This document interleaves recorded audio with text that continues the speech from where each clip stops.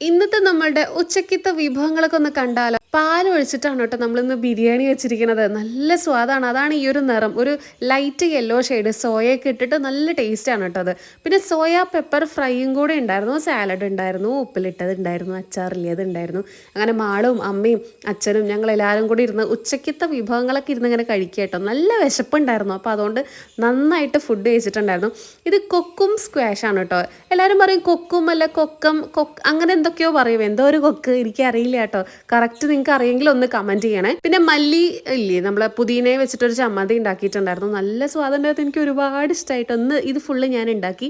അപ്പോൾ എനിക്ക് ഭയങ്കരമായിട്ട് ഇഷ്ടമായിട്ടുണ്ടായിരുന്നു. ഇത്ര സ്വാദൊക്കെ ഉണ്ടല്ലേ എന്നുള്ളൊരു സംഭവം. എന്നിട്ട് അച്ഛനോട് ചോദിക്കായിരുന്നു, അച്ഛൻ എങ്ങനെയുണ്ട്, അമ്മയോട് ചോദിക്കായിരുന്നു, അമ്മ എങ്ങനെയുണ്ട്, ഫുഡ് ഇഷ്ടപ്പെട്ടോ എന്നൊക്കെ ചോദിച്ചു. അച്ഛൻ പിന്നെ എന്ത് ടേസ്റ്റ് ഉണ്ടെങ്കിലും അച്ഛൻ തരക്കേടില്ല അങ്ങനെ അച്ഛൻ പറയാറുള്ളൂ. അമ്മ പറയട്ടോ നല്ല സ്വാദുണ്ട് എന്ന്. പിന്നെ ഇതാ നമ്മൾ പുതിയതായിട്ട് വാങ്ങിയിട്ടുള്ള ഒരു ഫ്രൂട്ട് ബാസ്ക്കറ്റ് ആണ്. ഇഷ്ടമായോ നിങ്ങൾക്ക്? 400 രൂപയുടെ ഉള്ളിലേ ഉള്ളൂ.